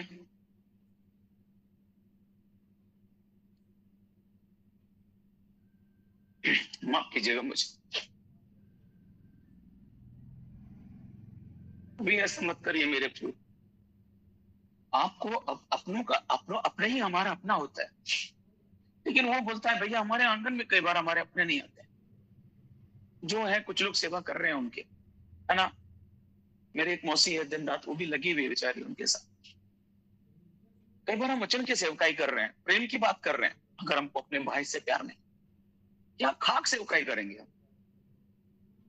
भाई बताती है कि अगर तुमको अपने भाई से बैर है तो तुम हत्यारे हो, और हत्यारे में जीवन नहीं हो। अगर आपको अपने बहन से प्यार, अगर आपको अपने फैमिली से प्यार नहीं है तो आप क्या सेवा करोगे। लेकिन कई बार फैमिली भी हमको नहीं समझती। ऐसा भी होता है, आपके साथ भी शायद ऐसा कंडीशन होता होगा, है ना। कई बार मेरे प्रियो मैं आपसे कहना चाहूंगा कि बड़ी बड़ी बातें सीख लेना बड़ी बात नहीं है। कई बार हमेशा मैं लोगों को बोलता हूँ कि दानियल की पुस्तक समझ लेना, प्रकाशित वाक्य का कटोरा दूरी ही घोड़ा समझ लेना बड़ी बात नहीं है। जो प्रैक्टिकल जीवन होना चाहिए, जो व्यवहारिक जीवन होता है, वही तो हम सुनने हैं, फेलियर है। आप क्या सेवा करोगे जब आपका आपके अंदर आत्मा का जो पहला ही जो फल है प्रेम, अगर वही नहीं है तो फिर क्या सेवा करेंगे आप। और वो उठ रहा है मेरे प्रियो, वो प्रेम समाप्त हो रहा है। हम लोग यहाँ जरूर अटेंड कर रहे हैं मीटिंग और बहुत सारे ब्लेसिंग्स हम लेना चाहते हैं, बहुत सारे। लेकिन मैं आपको बताना चाहता हूँ पास्टर सॉल के हाथ रख देने से आशीष नहीं आएगा। अगर आपके अंदर परमेश्वर का वचन नहीं है, वचन में आप नहीं है, अगर आप उसमें नहीं है और वो आप में नहीं है, तो मेरे हाथ रखने से कुछ नहीं होने वाला। अगर आप मसीह में है और मसीह की बातें आप में है, तो मैं आपसे बताना चाहता हूं कि आप एक आशीषित बंदा है। कभी कभी हम सोचते हैं कि नहीं वो मेरे लिए प्रार्थना करे, मुंबई वाला, दिल्ली वाला, पंजाब वाला, चेन्नई वाला आ जा रे बाबा, तब आशीष आएगा, है ना। और मटेरियल ब्लेसिंग वास्तविक ब्लेसिंग नहीं होता है। जो भौतिक आशीषें होती हैं वो वास्तविक आशीष नहीं होता है। आपके पास घर, गाड़ी, घोड़ा सब हो जाएगा, इससे ये तय नहीं होता है कि आप आशीषित व्यक्ति हैं। आशीषित व्यक्ति एक आत्मिक होता है, जो आत्मा में संतुष्ट होता है, आत्मा से संतुष्ट होता है, अंदर से संतुष्ट होता है। आज के लोग अंदर से संतुष्ट हैं, खाते हैं पेट भरता नहीं, पीते हैं पानी की प्यास बुझती नहीं, अंदर से संतुष्ट। तो मैं कहना चाहूंगा खड़े हो जाइए, है ना। तो वहां हम लोग गए, देख करके आए। आप प्लीज हमारे मामा जी के लिए प्रार्थना कीजिए। परमेश्वर की इच्छा क्या है हम नहीं जानते, है ना। हमें अंतर आशा रखना है। बहुत तकलीफ वो झेल रहे हैं अपने जीवन में, हमें नहीं पता क्या होने वाला है ना। परमेश्वर को ही मालूम है हमारे जीवन के। पता नहीं परमेश्वर परिवार में किसी व्यक्ति को एक अयूब बना देता है ना। एक आंटी मुझे फोन करके बार बार बोलती है, अभी भी मैं जब जा रहा था रास्ते में था तो आंटी ने मुझे कॉल किया, बोला मैं बहुत परेशान हूँ, नवंबर महीना आ गया, ये महीना आने से ही मुझे बहुत निराशा होती है, अकेला महसूस होता है, क्योंकि इसी महीना है ना उसका एक और भाई, दो भाई उसकी की मृत्यु हो गई। दो भाई की लगातार मृत्यु। वो भाई लोग प्रभु में भी थे नहीं, है ना, लेकिन उसके बाद वो मृत्यु हो गई। वो मर्सी हॉस्पिटल में नर्स थी, पहले टीएमएच में भी रही और विदेश में भी वो नर्सिंग का काम की। यहाँ जमशेदपुर में रहती है, बुजुर्ग है वो फिर बोलती है कि नवंबर महीना आ गया, मेरा भाई याद आ गया। एक भाई तो चलो हम समझते हैं कि कुछ बीमारियां उसकी थी, लेकिन दूसरा भाई अचानक कैसे मर गया, क्यों मर गया, मुझे अकेला क्यों छोड़ दिया गया। हमने बोला आप अपने घर का अयूब है क्या? आपके घर के सभी लोग प्रार्थना में बने रहते थे? बोला नहीं, किसी को प्रार्थना में मन नहीं लगता, हम अकेले ही हैं। परमेश्वर आपको अयूब के समान तैयार कर रहा है। उसने मुझसे प्रार्थना ली। मैं रास्ते पर था, लगभग चांडिल में पहुंचा था, हमारी एक जगह है चांडिल, वहां पहुंचा था, तो मैंने उसे एक छोटी सी प्रार्थना मैंने उसके लिए कर दी, है ना। तो कई बार लगता है क्या हो रहा है हमारे साथ, सब कुछ अच्छा हो जाना चाहिए, नहीं मेरे को एक बार में सारी चीजें अच्छी नहीं होंगी, है ना। तो हम नहीं जानते, कई बार जो हमारा जो बुलाहट है उसमें एक कठिन कार्य सम्मिलित हो सकता है, लेकिन एक बात है मैं बताना चाहता हूँ, ईश्वरीय बुलाहट में संगति और विजय का निश्चयता रहता है। ईश्वरीय बुलाहट, है ना। जब आप इसका 19 पढ़ेंगे ना, वहां पर लिखा हुआ है 19 में, 7 बड़ा होता गया और यहोवा उसके संग रहा और उसने उसकी कोई भी बात निष्फल होने नहीं दी। शामिल बड़ा होता गया और लिखा है यहोवा उसके संग रहा। जब बुलाहट का प्रत्युत्तर आप देंगे ना मेरे प्रियो, और जैसे जैसे आप बड़े होते जाएंगे, आत्मिक क्षेत्र में बड़े होते जाएंगे, बढ़ते जाएंगे, संगति आराधना प्रार्थना बढ़ता जाएगा। लिखा है यहोवा आपके संग रहेगा, यहोवा की उपस्थिति आपके संग रहेगी। आप महसूस करें, क्योंकि कई बार हम बढ़ते नहीं, इसलिए हमको उसका संग की कमी महसूस होती है। देखिए हम लोग कई बार क्या करते हैं कि मत्ती 28 का 19 पूरा नहीं करते और 20 हम पसंद करते हैं। सबको 20, आपको मत्ती 28 का 20 चाहिए, 19 को पूरा नहीं करेंगे तो 20 पूरा नहीं होगा। जब तक आप 19 नहीं होंगे तब तक 20 पूरा नहीं होगा। क्या है मत्ती 28 का जो है 19 और 20 में क्या लिखा हुआ है आप सभी को मालूम है, महान आ गया है, याद रखना चाहिए इसको, तो है ना। क्या लिखा है वहां पर, मुंह जबानी आप बोल सकते हैं। इसलिए तुम जाओ, सब जातियों के लोगों को चेला बनाओ और उन्हें पिता और पुत्र और पवित्र आत्मा के नाम से बपतिस्मा दो और उन्हें सब बातें जो मैंने तुम्हें आज्ञा दी है मानना सिखाओ, और देखो मैं जगत के अंत तक सदा तुम्हारे संग हूँ। देखिए कई बार हम लोग क्या करते हैं कि एक लाइन को लिख देते हैं, यीशु ने कहा देखो मैं इस जगत के अंत तक सदैव तुम्हारे संग रहूंगा, लेकिन वो कब रहेगा संग? ऊपर का जब बात को पूरा करेंगे तब रहेगा संग। कभी कभी हम ऊपर की बात को पूरा नहीं करते और नीचे सोचते हैं कि हमारे संग वो आ जाए, कभी नहीं होगा। जब तक आप ऊपर की बात पूरा नहीं करेंगे मेरे प्रियो, नीचे आप उसकी उपस्थिति को महसूस नहीं कर पाएंगे। ऊपर लिखा हुआ है कि ये सुसमाचार सारे जगत में लेकर के जाओ। ऊपर लिखा हुआ है कि आपको सुसमाचार प्रचार करना है। ऊपर लिखा है कि जो आज आपको चेला बनाना पड़ेगा। ऊपर लिखा है कि बपतिस्मा देना होगा। ऊपर लिखा है कि जो आज्ञाएं मैंने तुमको दी है उसको दूसरों को मानना सिखाओ। और तब नीचे क्या होगा? परमेश्वर यीशु मसीह पवित्र आत्मा आपके संग रहेगा। हालेलुया। ऊपर की बात को पूरा कीजिए, ऊपर की बात पूरा कीजिए, आसमानी खुदा की बात पूरा कीजिए, स्वर्ग की बात पूरी कीजिए, पृथ्वी की बात जो आपके लिए होना चाहिए वो पूरी हो जाएगी। हम कभी ऊपर की बात सुनते नहीं और पृथ्वी पर बहुत कुछ पाने की आशा करते हैं। मैं आपसे कहना चाहता हूं, जिस दिन आप ऊपर की बात शुरू करेंगे, नीचे आपकी जो बात है वो पूरी की जाएगी। हालेलुया। यहोवा को अपने सुख का मूल जान और वह तुम्हारी मनोरथों को पूरा करेगा। आप उसको सुख का मूल जानते ही नहीं है, इसलिए आपकी मनोरथें पूरी नहीं होती। मैं आपको उत्साहित करता हूं प्रभु यीशु मसीह के नाम में। तकलीफ है, लेकिन जब आप बुलाहट का प्रत्युत्तर देते हैं, सबसे पहली बात आपको परमेश्वर की संगति मिलेगी। लिखा है यहाँ पर कि जब शामिल बड़ा होता गया, आपको भी बड़ा होते जाना है, आत्मीय क्षेत्र में बड़ा होते जाना है। और लिखा है यहोवा उसके संग रहा, और लिखा है उसने उसकी कोई भी बात निष्फल नहीं होने दी। हालेलुया। ये लाइन बहुत अच्छा लगता है ना, कि उसने अर्थात परमेश्वर ने शामिल की कोई भी बात को निष्फल नहीं होने दी। हालेलुया। और उसकी सेवा को ऐसे बढ़ाया मेरे प्रियो, ऐसे बढ़ाया कि दान से लेकर के बेशर्बा तक के रहने वाले सारे इजरायलियों ने जान लिया कि शामिल यहोवा का नबी होने के लिए चुन लिया गया है, वो आम सेवक नहीं, यहोवा का चुना हुआ। ऐसा लिखा 20 पद में लिखा हुआ है, है ना, यहाँ पर 20 पद में ऐसा लिखा हुआ है जी। 20 पद में पढ़िए उसको। और दान से बेशर्बा तक के रहने वाले सारे इजरायलियों ने जान लिया कि शमूएल यहोवा का नबी होने के लिए नियुक्त किया गया है। आमीन। आमीन। हालेलुया। वो नियुक्त किया गया है, आपकी पहचान हो गई, ये नियुक्त किया गया है, ये बुलाया गया, ये चुना गया, ये ठहराया गया, आपको इस्तेमाल किया जाएगा मेरे प्रिय। हम किसी समय गुमनामी में जीवन जी रहे थे। अपनी गवाही बताना चाहते हैं कि जब हम चर्च में भी ऐसा हम लोग को बहुत तरजीह नहीं दी जाती थी। हम जरूर नामदार जो है ना, हम हमारा जो बैकग्राउंड है वो मैं सीधे तौर पर बताना चाहता हूँ, जीएल परिवार है, जीएल चर्च का मैं सदस्य रहा, है ना। हमारा पृष्ठभूमि वहां थी, और वहां भी बोलेंगे तो बाइबल तो बस नाम मात्र के लिए घर में थे, है ना। 8 आदमी एक बाइबल, बाकी तो साक्षी वाणी और न्यू टेस्टमेंट में काम चला लेते थे हम लोग। कई बार तो बाइबल का इस्तेमाल तब होता था जब बीमार होते तकिया के नीचे बाइबल रख देंगे। तकिया के नीचे बाइबल रख देने से बीमारी नहीं भागता है, आपको बताना चाहते हैं। शैतान तब भागता है जब बाइबल आपके अंदर होता है। हालेलुया। तो बाइबल को बाहर में लो रख करके उसकी आराधना कर रहे हैं। बाइबल का वचन अंदर में घुसाओ, अंदर दुष्ट का प्रभाव नहीं होगा।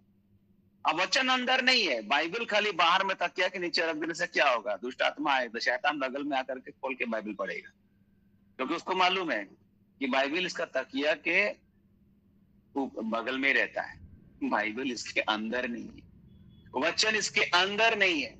मैं आपको बताना चाहता हूँ, वचन हृदय में होना जरूरी है, आत्मा में उतरना जरूरी है।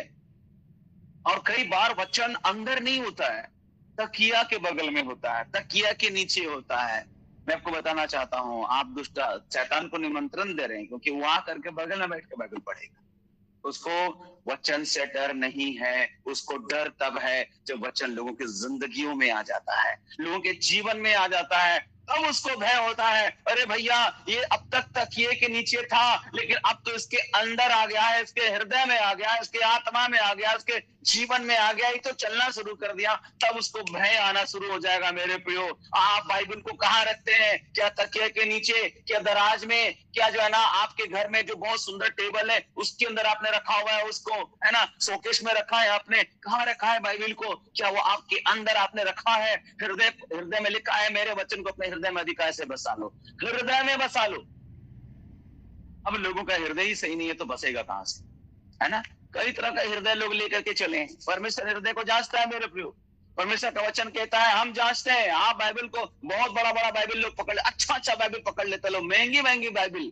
अभी भी लाल वाली बाइबल में पकड़ा हूं, मेरे पास महंगा बाइबल नहीं है, ये लाल वाली अभी भी 250-300 रुपए मिल जाता है। अभी कई लोगों की बाइबल देखिएगा, इंडेक्स बाइबल और कई तरह के बाइबल, अच्छे बाइबल, अच्छे पढ़ने वाले बाइबल, पैसे हैं उनके पास, वो खरीद लेता है और अपना दिखाता है बाइबल के हमारे पास कितनी अच्छी वाली, अच्छी किस्म की जो ना पेपर है वो वाली बाइबल है। भैया लिखा वही है, लिखा वही है, कोई बात नहीं। आपके पास अगर महंगी बाइबल है कोई बात नहीं, प्रेज द लॉर्ड, प्रभु को धन्यवाद, लेकिन वो वचन आपके जीवन में तब बहुमूल्य होगा जब आपके अंदर आएगा मेरे, है ना। मैं आपको बताना चाहता हूं कि कई लोग बाइबल को तो पकड़ लिए लेकिन यीशु को पकड़ा ही नहीं, वचन को पकड़ा ही नहीं। बाइबल को पकड़ा हुआ है ऐसा खाली, लेकिन वचन को पकड़ा ही नहीं। लोगों का हृदय, परमेश्वर हृदय को जांचने वाला परमेश्वर है, आप किसको मूर्ख बना रहे हैं, है ना। शायद कुछ बात मैं ऐसा बोलूं तो शायद चोट नहीं लगना चाहिए, लेकिन ये आपके सीखने के लिए, आप किसी को सिखा सकते हैं, आप सब सही है, आप लोग बहुत अच्छे लोग हैं और इस कारण से वचन के भूखे और प्यासे होकर के हमारे साथ संगति करते हैं। इस प्रकार के मीटिंग में आप हमारे साथ सहभागी होते हैं, मैं दिल से आप लोगों को आभार व्यक्त करता हूं। ऐसा लिखा है बाइबल में, जब आप मुझे याद आता है एक वचन, यिर्मयाह 17 अध्याय उसका 10 पद आप निकालिएगा, वहां पर परमेश्वर का वचन क्या कहता है। यिर्मयाह 17 उसका 10 पद, जी पढ़ते वहां पर। हालेलुया, स्तुति हो मेरे महान परमेश्वर। Thank you Jesus Lord.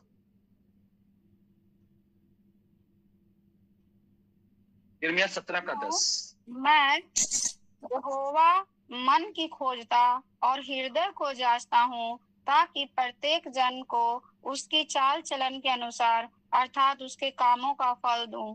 आमीन। यहाँ पर बाइबल बताती है मैं यहोवा हूँ। परमेश्वर कहता है मैं यहोवा हूँ, और लिखा है मैं मन की खोजता और हृदय को जांचता हूँ। वो मन को खोजता है और हृदय को जांचता है, ताकि प्रत्येक जन को उसकी चाल चलन के अनुसार उसके अर्थात उसके कामों का वो फल दे सके। हालेलुया। मेरे प्रियो, कई बार हम परमेश्वर को धोखा देने की कोशिश करते हैं। में से कई लोग सदुकी फरीसी लोग हैं, है ना। अगर तुम्हारी धार्मिकता सदुकी और फरीसियों की धार्मिकता से बढ़कर ना हो, तो तुम स्वर्गीय पिता से कोई भी प्रतिफल नहीं पाओगे। जैसे कई लोग का हृदय जो है ना, सही हृदय नहीं। बाइबल में एक जगह लिखा, नीति वचन 26 उसका 23 पद अगर आप पढ़ेंगे तो वहां पर ऐसा हृदय है लोगों के पास। देखिए कई तरह का हृदय है लोगों के पास। हमारा हार्ट कैसा है, हमारा हृदय कैसा है, मुझे नहीं मालूम, मैं न्याय करने के लिए नहीं हूं, लेकिन वचन क्या बोलता है, वचन से न्याय होता है। यहाँ पर लिखा नीति वचन 26 उसका 23। जैसा कोई चांदी का पानी चढ़ाया हुआ मिट्टी का बर्तन हो, वैसा ही बुरे मन वाले के प्रेम भरे वचन होते हैं। जैसे कोई पात्र है ना, चांदी का चढ़ाया हुआ होता है ना, उसमें रंग केवल चढ़ा दिया जाता है। चांदी का पानी चढ़ाया हुआ मिट्टी का बर्तन होता है। वैसे ही लिखा है पूरे मन वाले। यहाँ मन शब्द लिख दिया गया है। अगर इंग्लिश में आप जाएंगे तो हार्ट है। कई जगह में बाइबल में मन जहाँ लिखा हुआ है, वहां कई जगह हार्ट है। हार्ट हृदय के बारे में बात की जा गई है। तो यहाँ पर ये हृदय के बारे में बात की जा रही है। हृदय, कई लोगों का हृदय लिखा है वो बुरा है, बुरा हृदय वाले, है ना। बुरे हृदय वालों का प्रेम भरा वचन भी बड़ा खतरनाक होता है भैया, सावधान रहिएगा। ऐसे लोग बड़े प्यारे प्यारे बात बोलते हुए लोग, लगता है कि वो आपसे कितना प्यार करते हैं। बैरी अधिक चुंबन करता है, उसके मुंह में बड़ा मिठास होता है, सावधान, ज्यादा चीनी खतरा होता है ना। बुरा हृदय, उसके अंदर बुरे विचार कई बार आपके लिए होगा। परमेश्वर उसके लोगों के विरुद्ध में जो है ना बुरे विचार, केवल उसकी इच्छाएं बुरी होंगी। अशुद्धताएं, घिनौने, पाप, निर्लजता, ऐसी बुरी योजनाएं उसके पास होगा, आपकी हानि करने के लिए, आपका अपमान करने के लिए। उसके पास बुरा अभिप्राय होगा, कई बार अपने मित्रों के लिए, रिश्तों के लिए, कई बातों के लिए, है ना। बुरा निर्णय होगा उसके पास, बुरा शब्द होगा उसके पास, बुरा आचरण। ये जो बुरा हृदय वाला होता है ना, उसके पास क्या होता है पता है, मैं आपको बताना चाहता हूँ। पहली बात, उसके पास होता है बुरा विचार। दूसरी बात होता है उसके पास बुरी इच्छा। तीसरी बात उसके पास होता है बुरी योजना, है ना। चौथी बात उसके पास होता है बुरा अभिप्राय, बुरा उद्देश्य।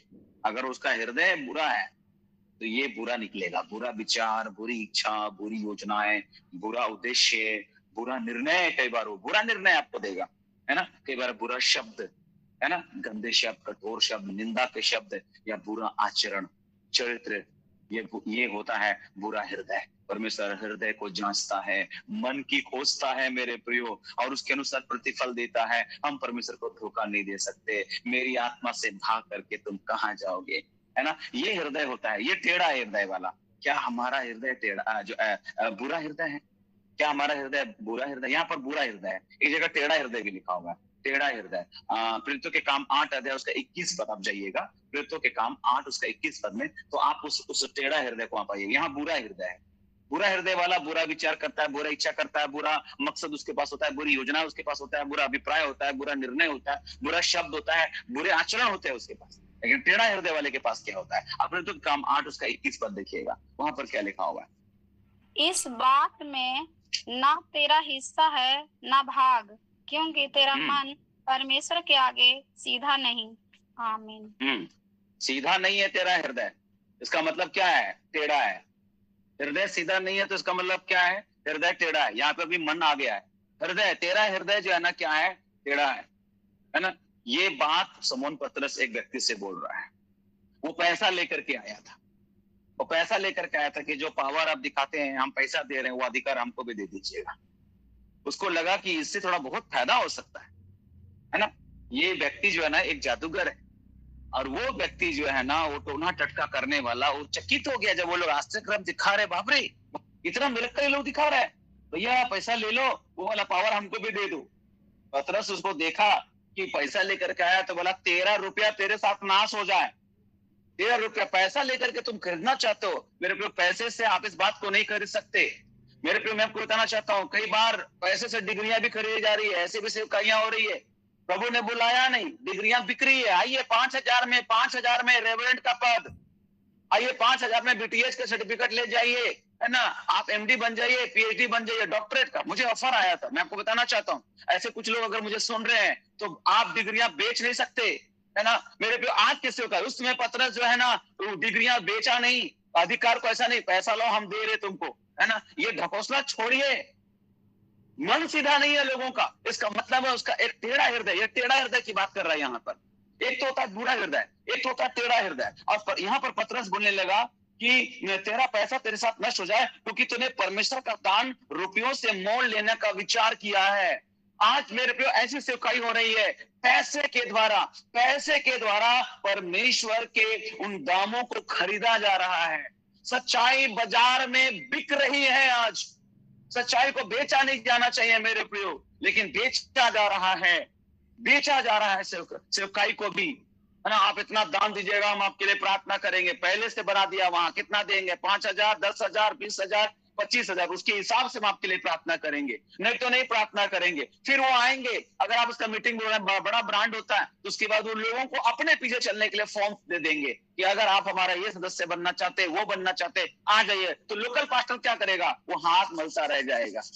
इतनी मेहनत मैंने करी और उसके बाद मेरा सारा मेहनत तो वो लेके चला गया। आज यही सेवकाई चल रही है मेरे प्रियो, और हम बड़े होते चले जा रहे हैं, आशियाना बड़ा होता चला जा रहा है, बिल्डिंग बड़ा होता चला जा रहा है, वो राजाओं की तरह जीवन जी रहे हैं मेरे प्रियो। कई लोग ऐसा भी, यीशु मसीह जीवन भर मेरे प्रियो सेवक बन करके काम किया।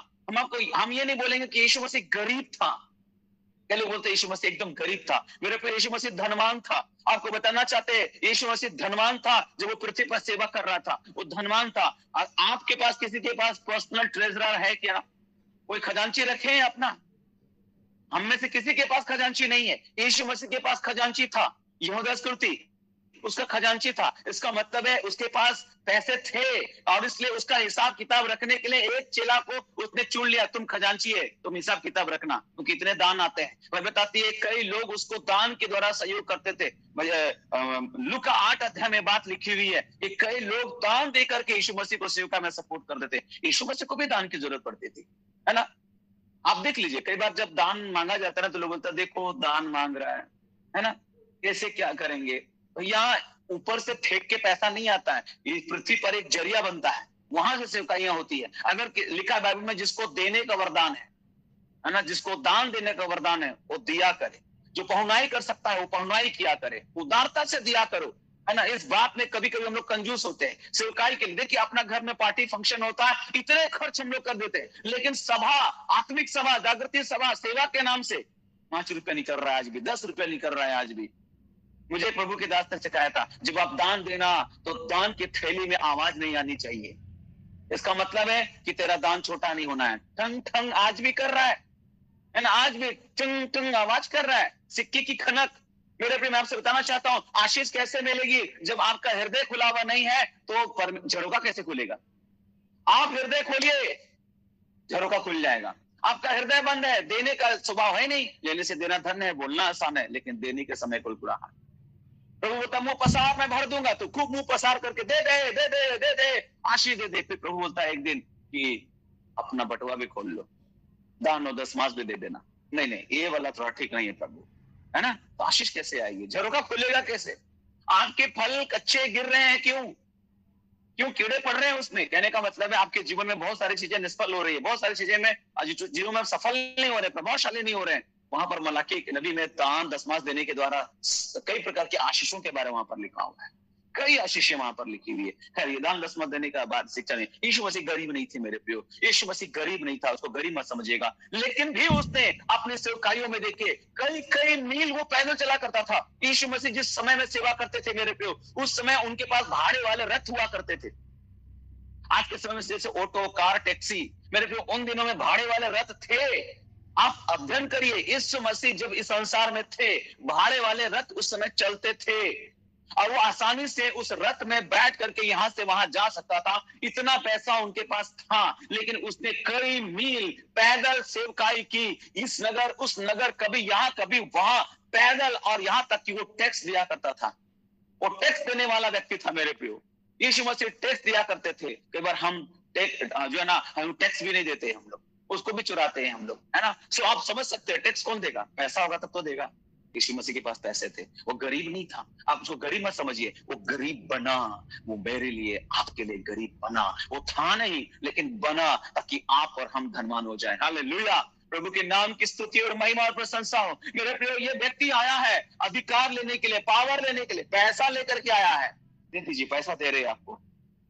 इसके बाद 21 पद में लिखा वहां पर, प्रेरितों के काम 8 के 21 पद में, कि इस बात में ना तेरा हिस्सा है न भाग, क्योंकि तेरा मन परमेश्वर के आगे सीधा नहीं है। तेरा मन सीधा नहीं है, तेरा हृदय सीधा नहीं है, टेढ़ा हृदय है। मेरे प्रियो, कई बार परमेश्वर की और कई लोगों का जो हृदय होता है वो सीधा नहीं होता है। गलत दृष्टिकोण परमेश्वर के अस्तित्व के विषय में कई बार लोगों का दृष्टिकोण होता है, वो है ही नहीं, वो कहाँ है पता नहीं, उसकी क्या आवश्यकता है। कई बार लोग ऐसा बोलते हैं, मूर्ख ने ऐसा ही कहा, परमेश्वर के वजूद पर सवाल कर दिया लोगों ने। रोमियो की पत्री 1 अध्याय उसका 28 से लेकर 31 पद, परमेश्वर की सच्चाई को लोगों ने झूठ बना दिया। परमेश्वर की सच्चाई को लोगों ने झूठ बना दिया। मेरे प्रियो, आज झूठ की उपासना लोग ज्यादा कर रहे हैं। झूठ के पीछे चलने वालों की बड़ी संख्या है, लेकिन सच के पीछे चलने वाले की संख्या मुट्ठी भर है। बुलाए हुए तो बहुत है, लेकिन चुने हुए बहुत कम है। मेरे प्रियो, हो सकता है आप जिस विश्वास में, उसके साथ बहुत कम लोग आपके साथ खड़े हैं। आपको लोग गलत समझेंगे, आपके विश्वास को गलत समझा जाएगा, आपकी सेवा को गलत समझा जाएगा, आपके प्रेयर को गलत समझा जाएगा, आपके बाइबल स्टडी को गलत समझा जाएगा, आप किस प्रकार की संगति को गलत समझा जाएगा। लेकिन मैं आपको बताना चाहता हूं कि परमेश्वर जानता है सही कौन है। आपका आत्मा जानता है आप सही है। इसलिए कई बार कई लोगों की बातें जब हमको हर्ट करती है, मैं आपको बताना चाहता हूं, आपका आत्मा जब इस बात की गवाही दे रहा है कि आप सही हैं, तो फिर आपको दूसरी की सर्टिफिकेट की जरूरत नहीं है।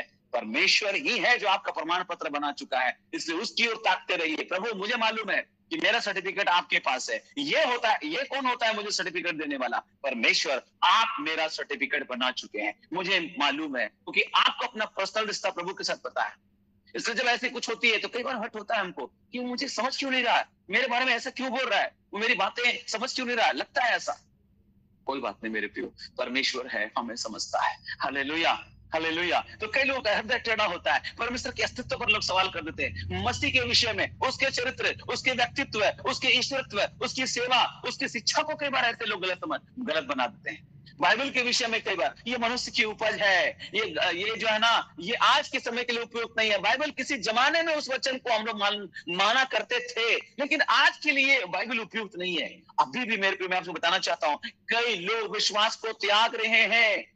कई लोग विश्वास का त्याग होगा। एंटी क्राइस्ट का चिन्ह में से एक चिन्ह है विश्वास का त्याग।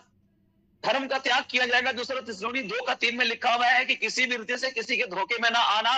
वो दिन तब तक नहीं आएगा जब तक कि धर्म का त्याग ना हो ले, अर्थात मसीह का विरोधी, इस निंदक इस पृथ्वी पर आने वाला है। शैतान का अवतार मनुष्य रूप में, वो एंटी क्राइस्ट है मेरे प्रियो, और वो भी एक दिन दुनिया के मंच पर आने वाला, अंतरराष्ट्रीय मंच पर बहुत जल्द आने वाला है। और उसके बारे में भी बाइबल जो कुछ बताती है वो हमारे जनरेशन में पूरी हो रही है। मेरे प्रियो, मैं आपको बताना चाहता हूं कि कई बार बाइबल को भी गलत ठहराया जाएगा। गलत डॉक्ट्रिन्स, गलत सिद्धांत, कई ऐसे चीजों को जो बाइबल में नहीं है उसको शामिल कर लिया गया है ना।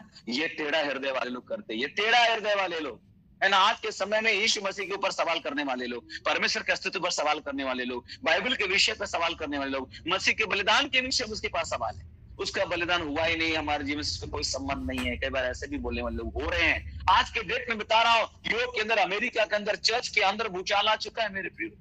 आत्मिक बेदारी के लिए नहीं, मैं आपको बताना चाहता हूं, बड़े बड़े चर्च बिल्डिंग, मॉल बन रहे हैं, लाइब्रेरी बनाया जा रहा है, बार बनाया जा रहा है, म्यूजियम बनाया जा रहा है चर्च बिल्डिंग को।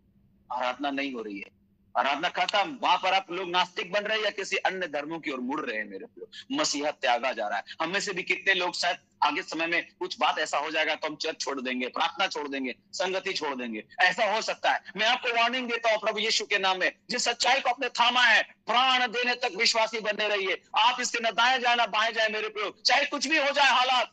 प्रभु को मत छोड़िए। प्रभु सच्चा है, प्रभु सच्चा है मेरे प्रियो। शायद हमारे पास बीमारी आ जाए और बीमारी हमको नष्ट कर ले, लेकिन मैं आपको बताना चाहता हूं इसके बाद भी जीवन है। यदि कोई मुझ पर विश्वास करता है, मर भी जाए, कोई भी कंडीशन से मर जाए, वो जीवन पाएगा। यदि वो मर भी जाए, क्योंकि पुनरुत्थान और जीवन में है। तो आपको लगता होगा प्रभु सुन ही नहीं रहा है, इतनी बीमारी मेरे शरीर में है, प्रभु प्राण लेके जाएगा क्या तू, है ना। कई बार हम लोग सवाल करते हैं। मैं आपको बताना चाहता हूं, अगर आपने यीशु मसीह पर विश्वास किया है, मर भी जाएंगे तो भी आप जीवन पाएंगे। हालेलुया। ये धन्य आशा दुनिया की किसी पुस्तक में नहीं है मेरे प्रियो, सब जन्म के चक्र में है, लेकिन आप और हमारे लिए परमेश्वर जीवन का उपलब्ध किया है।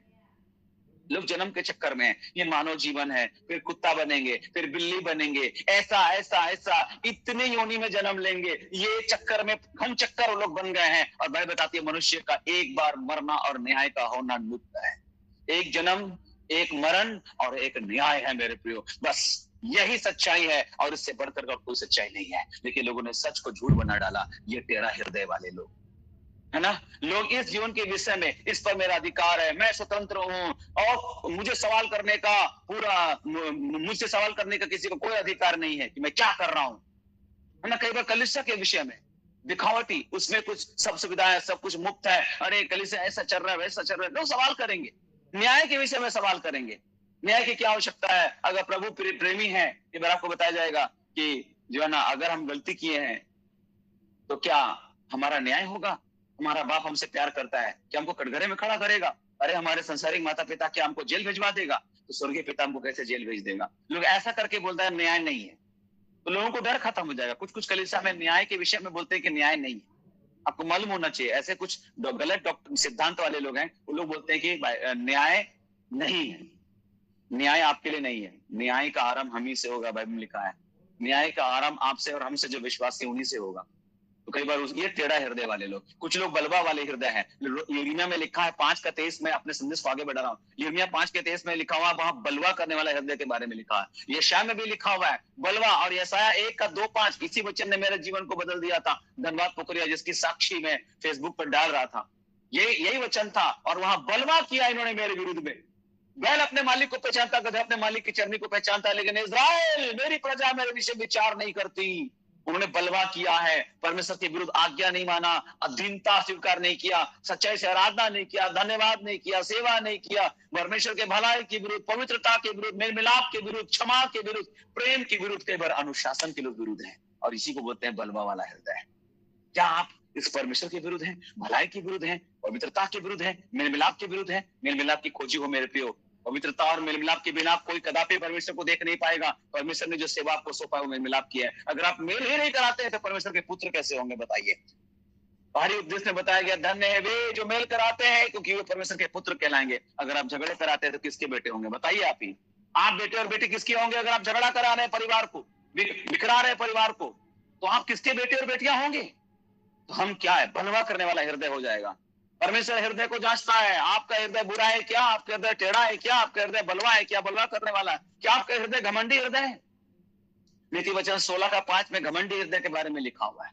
घमंडी हृदय के बारे में लिखा है। कई लोगों को अपने जन्म का, परिवार का घमंड होता है, सुंदरता का घमंड होता है, धन का घमंड होता है, योग्यता का घमंड होता है, ज्ञान का घमंड होता है, धार्मिकता का घमंड होता है, पद का घमंड होता है, शक्ति का घमंड होता है। ये सब कुछ समाप्त हो जाएगा मेरे प्रियो। मैं आपको बताना चाहता हूं, घमंड करो तो इस बात पर कि आपने प्रभु को जाना है। घमंड करो इस बात पर कि यीशु मसीह आपका प्रभु है। हालेलुया। और इसके अलावा किसी बात पर घमंड मत करना, नहीं तो कई बार अमीर भी सड़क में जो है ना आ चुके हैं, करोड़पति रोडपति भी हो सकता है। बाइबल में कितने ऐसे लोग, समुद्रशक में लिखा है कि घोड़ों पर सवार व्यक्ति जमीन पर आ गया। मैंने ऐसे लोगों को भी देखा है जो घोड़े पर थे, जमीन पर आ गया। मेरे को किसी समय वो राजा था, लेकिन वो जंगल में जो है ना घास चर रहा था। कौन राजा था वो, इसको जंगल में घास चरना पड़ा, है ना? नबूकदनेस्सर। हाँ, नबूकदनेस्सर राजा जंगल में घास, इतना बड़ा शासन का वो स्वामी था, इतना बड़ा राज्य का स्वामी था। एक झटके में मेरे प्रियो महल से उसको निकलना पड़ा और जा करके घास चरना पड़ा जानवरों के बीच में। किया जाने कुछ भी हो सकता है मेरे प्रियो। एक आदमी महल से उतर करके घास चर सकता है, और एक व्यक्ति जिसके ऊपर मोहर लगा दिया गया था, ये मर जाएगा। 15 साल उसकी आयु बढ़ा दी गई। हालेलुया। परमेश्वर अद्भुत परमेश्वर है। इससे किसी बात पर घमंड मत करिए। न जन्म, न परिवार, न सुंदरता, न धन, न योग्यता, न ज्ञान, न धार्मिकता, न पद, न शक्ति। घमंडी हृदय मत रखिए, बटा हुआ हृदय मत रखिए। होशे नबी बोलता है ये दो रंगी लोग है, भजन संहिता में भी लिखा हुआ है 12 का 2 पद में, दो रंगी बात करने वाले लोग, हाँ और नहीं। कई लोगों का बात हाँ भी है नहीं भी है, तुम्हारी बात हाँ की हाँ, ना की ना होनी चाहिए, है ना। वचन सीखने के वचन भी सीखेंगे, संसार की बात भी सीखेंगे, संसार की बातें भी, आराधना में भी जाएंगे और अमोद प्रमोद राग रंग भी करेंगे, है ना। संसार से अलग होने का दावा करते हैं लेकिन संसार के साथ मिले रहते हैं। मिस्र से निकलने के बाद भी मिस्र लोगों के हृदय में था मेरे प्रियो, इसलिए वो लोग जंगल में नष्ट हो गए। हम आजाद हो गए, बपतिस्मा ले लिए, लेकिन अब भी मिस्र हमारे अंदर से निकला नहीं है, संसार हमारे अंदर से निकला नहीं। तो कैसे आप कनान पहुंचेंगे बताइए? आप मिस्र को लेकर के आए हुए हैं, मिस्र से भी आपकी दोस्ती है। आपने केवल बोल दिया हाँ प्रभु मैं विश्वास करता हूँ, हाँ बपतिस्मा ले लेते, चलो हाँ डूब का बपतिस्मा हमने लिया है, अमुक पास्टर से रेवरेंड सो से मैंने लिया है। आप कोई भी रेवरेंड से ले लीजिए, लेकिन मैं आपसे बताना चाहता हूं अगर मिस्र अभी तक आपके अंदर है, आप आशीष नहीं पा सकते हो, किसी भी कीमत पर नहीं पा सकते हो। संसार से अलग होने का दावा करते हैं, फिर भी संसार के साथ मिले रहते हैं, हाथ मिलाते हैं उनसे, है ना। हाँ विजेंद्र भाई आपका ऑन है माइक, मैं समाप्त कर रहा हूँ संदेश को, है ना। हालेलुया। मेरे प्रियो, सेवा कई बार हम लोग सेवा प्रभु को देना चाहिए, लेकिन कई बार शैतान को दे रहे। मसीह आचरण के लिए कई बार हमारा हृदय बटा हुआ है। मसीह आचरण यहाँ दिखा रहे चर्च के बाहर, उसके बाद संडे में क्रिस्तान, मंडे टू सैटरडे देखिए, पता नहीं समझ में नहीं आता वो मसीह भी है या नहीं है। समर्पण की बात करते हैं लेकिन अधूरा काम करते हैं। एक ही मुंह से धन्यवाद और श्राप दोनों निकल रहा है, ये दुचिता मन है। कई बार कलिसिया में ऐसा लोगों को देखे मैंने, एक ही मुंह से स्तुति कर रहा है जबरदस्त, लेकिन अगले क्षण वो किसी के लिए बुराई बक रहा है। मत बनिए ऐसा, धोखा देने वाला हृदय को मत रखिए। यिर्मयाह 17:9 में धोखा देने वाला हृदय के बारे में लिखा है। कोई परमेश्वर नहीं है, बाइबल परमेश्वर का वचन नहीं है, यही सब कुछ है। अभी तो लंबा जीवन बाकी है ना, खाओ पियो सुख से रहो। लूका में लिखा 10 अध्याय में एक व्यक्ति के बारे में, धन से सब कुछ हो सकता है, कुछ लोगों को लगा रुपया ही सब कुछ है ना। किसी ने गीत बनाया, ना मुसाफिर ना ईसाफिर, सबसे बड़ा है पैसा पीर ना। बाप बड़ा ना भैया, सबसे बड़ा है रुपया, है ना। ऐसे हो गया है, धन सब कुछ हो सकता है, गहरी नींद, संसार, स्वर्ग की पुस्तकें, बुद्धि, कोई मतलब नहीं इससे। न्याय नहीं होगा। हमारे पास दवा है, स्वस्थ है, मरने के बाद सब ठीक हो जाएगा, सब ठीक हो जाएगा। जाना ही है सबको आखिरकार, शराब पी के जाएंगे, कोई दिक्कत नहीं। धर्मी भी मरता भैया, इससे अच्छा है कि एंजॉय करके मरो। मरोगे यहाँ भी मरोगे और वहां भी मरोगे। मौत तो सबकी तय है, धर्मी का भी अधर्मी का, लेकिन धर्मी के लिए यहाँ मौत है तो वहां मौत नहीं है, यहाँ अधर्मी के लिए यहाँ भी मौत है और वहां भी मौत ही मौत है, मौत ही मौत है। हर दिन मरना है क्योंकि वो अनंत मृत्यु है। धर्मी यहाँ मरेगा लेकिन वहां नहीं मरेगा, वह अनंत जीवन में प्रवेश करेगा। हालेलुया। इसीलिए मेरे प्रियो, आपको सावधानी से अपना जीवन बिताना है। कठोर मत बनिए। कठोर हृदय के बारे में भी बाइबल में लिखा हुआ है। कठोर हृदय, यिर्मयाह 11 अध्याय में कठोर हृदय के बारे में लिखा, 11 का 17 में, 17 से अगर पढ़िएगा 20 पद, तो परमेश्वर के प्रति प्रेम उनके अंदर नहीं होता है ना। परमेश्वर की क्षमा और अनुग्रह के प्रति, सहनशीलता के प्रति, परमेश्वर की ताड़ना के प्रति, वो लोग हल्की बात समझते हैं सारी बातों को। परमेश्वर की आज्ञाओं के प्रति, परमेश्वर के आत्मा के शब्द के प्रति, यदि आज तुम मेरा शब्द सुनो तो अपने मन को कठोर मत करो। सुनो कलीसिया, आत्मा कलीसिया से क्या कह रहा है, सुनो, जिसके कान है वो सुन लो। लेकिन हृदय अंधेरा है, कुछ साफ दिखाई नहीं दे रहा है, उनको खतरा दिखाई नहीं दे रहा है, दूर तक दिखाई नहीं दे रहा है, भय अनुभव नहीं होता है ना। कुछ लोगों का हृदय अंधेरा वाला हृदय है, इसलिए उनको कुछ दिखाई नहीं दे रहा, खतरा दिखाई नहीं दे रहा, आने वाला बात दिखाई नहीं दे रहा, इतना कुछ समझाया जा रहा है वचन से, कुछ लोगों के खोपड़ी में कहीं से भी नहीं घुस रहा है, भ्रम घुसा हुआ है ना। इसलिए वो दुर्बल हो जाते हैं आत्मिक क्षेत्र में। ऐसे कितने हृदय के बारे में बाइबल में लिखा है मेरे प्रियो। समय ने कि हर एक हृदय के बारे में मैं आपसे बात करूं, मेरा समय अब हमको आगे बढ़ने से रोक रहा है ना। कई लोगों के पास एकदम अविश्वासी हृदय है ना, अविश्वासी हृदय है, ऐसे भी हृदय है, अविश्वासी हृदय, संसारिक हृदय के बारे में भी लिखा है, निर्बुद्धि हृदय के बारे में भी लिखा है ना। और लेकिन एक तरफ बाइबल में शुद्ध हृदय के बारे में भी लिखा है। शुद्ध हृदय, आनंदित हृदय, सच्चा हृदय।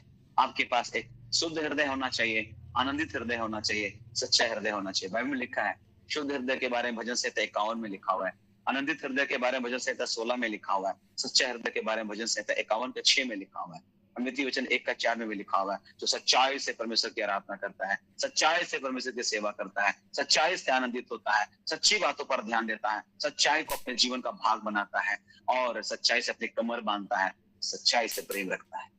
सारे इसके साथ जो बात मैंने बताया उसका सारे के संदर्भ है, वचन है ना। सो आइए अपने आप को परमेश्वर के लिए तैयार कीजिए, उसके बुलाहट का प्रत्युत्तर दीजिए। आसान तो नहीं है उसके बुलाहट के साथ चलना, है ना। कठिन काम शामिल किया जाता है कई बार हमारी बुलाहट में। आसान नहीं, मनुष्य का जीवन दुख से भरा हुआ है। हर एक प्राणी जो माता के गर्भ से जन्म लेता है थोड़े दिनों का होता है, दुख से भरा होता है।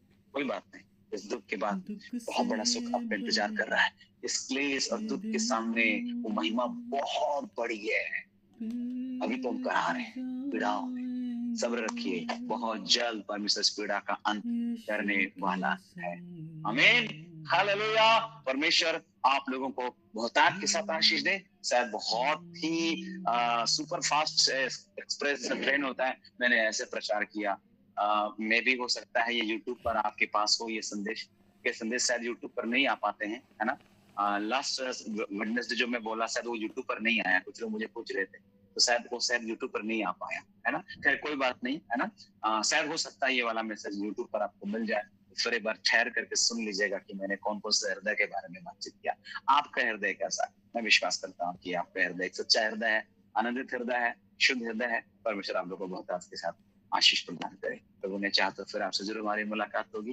तब तक ले जा दीजिए पास्टर सॉल को। आप सबको शालोम, प्रेज द लॉर्ड, जय मसीह की। बाकी समय भाई मुकद्दस के हाथ में सौंपते हैं। Thank you so much. Praise the Lord, praise the Lord.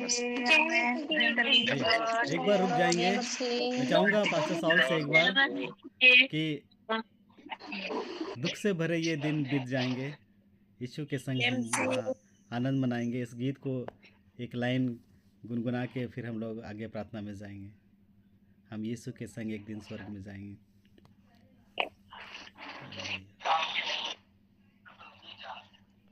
Thank you Jesus.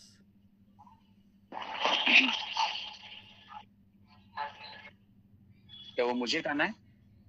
जी जी जी। दुख से भरे ये दिन बीत जाएंगे, दुख से भरे ये दिन बीत जाएंगे। हर पल हम यीशु के संग आनंद मनाएंगे। हर पल हम यीशु के संग आनंद मनाएंगे। हम यीशु के संग एक दिन स्वर्ग जाएंगे। हम यीशु के संग एक दिन स्वर्ग जाएंगे। पिता को देखेंगे, धन्य हो जाएंगे। पिता को देखेंगे, धन्य हो जाएंगे। Hallelujah, hallelujah, hallelujah, hallelujah, hallelujah, hallelujah, hallelujah,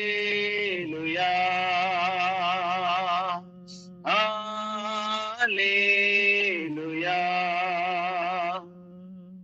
thank you so much. प्रभु आप लोग को बहुत आपके साथ आशीष दें। Praise the lord, hallelujah. बोले खुदावन यीशु मसीह की।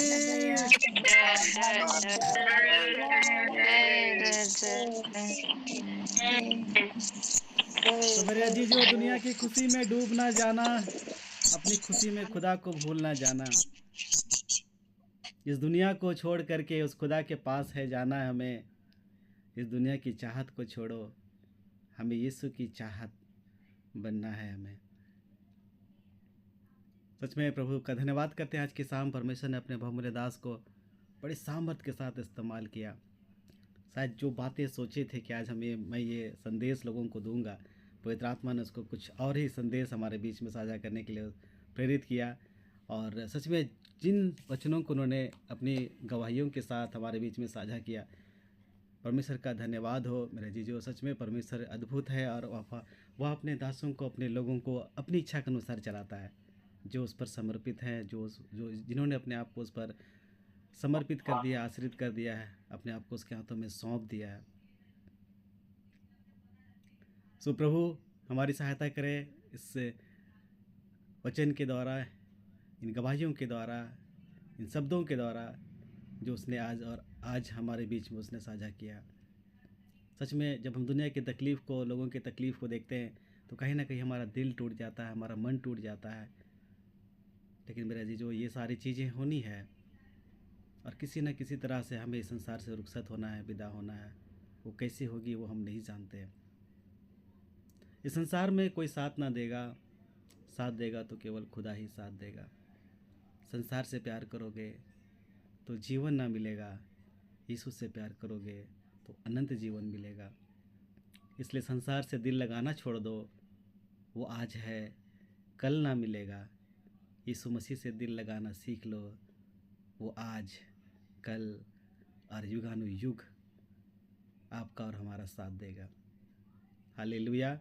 सो प्रभु को महिमा मिले इन शब्दों के द्वारा, इन वचनों के द्वारा, इस समय के द्वारा, वक्त के द्वारा जो उसने हमारे और आपके लिए नियुक्त करके रखा था, मुकर्रर करके रखा था कि इस दिन इतने लोग, आज के दिन 2024 के नवंबर महीने का ये 6वां दिन, इस शाम की घड़ी में जितने लोग आज के शाम हमारे साथ जुड़े थे इस ऑनलाइन हर घर प्रार्थना घर की मीटिंग में, वो सारे लोग परमेश्वर पिता के द्वारा नियुक्त किए गए दिन में हम सब जुड़ पाए और इन वचनों को हम लोगों ने सुना है, सीखा है। और भविष्य में जो भी लोग इस वचन को सुनेंगे उनके द्वारा परमेश्वर बातें करे और परमेश्वर उनके जीवन को बदल दे। सो मेरे अजीज जो आइए, क्या पता मौत का पैगाम कब आ जाए, इस ज़िंदगी की आखिरी शाम कब आ जाए। आइए हम तलाश करें कि हमारी ज़िंदगी यीशु मसीह के काम आ जाए। प्रभु आप सबको बहुत बहुत आशीष करे। मैं विश्वास करता हूँ इस संगति के द्वारा आप सब आशीषित हो रहे हैं, वचन से आशीषित हो रहे हैं। और जी हाँ, आने वाले तमाम प्रभु के दास दासियों के द्वारा जो वचन आपने सुना है, सीखा है, सुन रहे हैं, सुनेंगे और सीख रहे हैं, सीखेंगे, उससे परमेश्वर को महिमा मिले और आपको परमेश्वर आत्मिक उन्नति दे।